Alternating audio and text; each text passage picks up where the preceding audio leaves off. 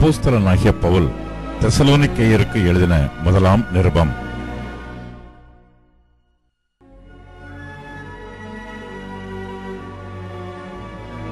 அதிகாரம் 1.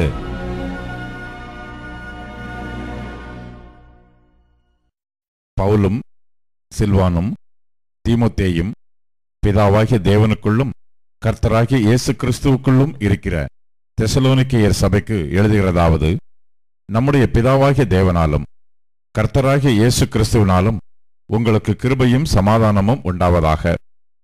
தேவனுக்கு பிரியமான சகோதரரே, உங்கள் விசுவாசத்தின் கிரியையையும் உங்கள் அன்பின் பிரயாசத்தையும் நம்முடைய கர்த்தராகிய இயேசு கிறிஸ்துவின் மேலுள்ள உங்கள் நம்பிக்கையின் பொறுமையையும் நம்முடைய பிதாவாகிய தேவனுக்கு முன்பாக நாங்கள் இடைவிடாமல் நினைவு கூர்ந்து, நீங்கள் தெரிந்து கொள்ளப்பட்டவர்கள் என்று நாங்கள் அறிந்து எங்கள் ஜெபங்களில் இடைவிடாமல் உங்களை குறித்து விண்ணப்பம் பண்ணி உங்கள் எல்லாருக்காகவும் எப்பொழுதும் தேவனை ஸ்தோத்திரிக்கிறோம். எங்கள் சுவிசேஷம் உங்களிடத்தில் வசனத்தோட மாத்திரமல்ல, வல்லமையோடும் பரிசுத்த ஆவியோடும் முழு நிச்சயத்தோடும் வந்தது.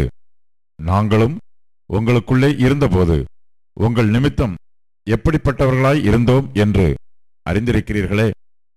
நீங்கள் மிகுந்த உபத்திரவத்திலே பரிசுத்த ஆவியின் சந்தோஷத்தோட திருவசனத்தை ஏற்றுக்கொண்டு எங்களையும் கர்த்தரையும் பின்பற்றுகிறவர்களாகி இவ்விதமாய் மக்கதோனியாவிலும் அகாயாவிலும் உள்ள விசுவாசிகள் யாவருக்கும் மாதிரிகள் ஆனீர்கள். எப்படியெனில், உங்களிடத்திலிருந்து கர்த்தருடைய வசனம் மக்கதோனியாவிலும் அகாயாவிலும் தொனித்ததுமல்லாமல் நாங்கள் அதை குறித்து ஒன்றும் சொல்ல வேண்டியதாய் இராதபடிக்கு தேவனை பற்றின உங்கள் விசுவாசம் எங்கும் பிரசித்தமாயிற்று.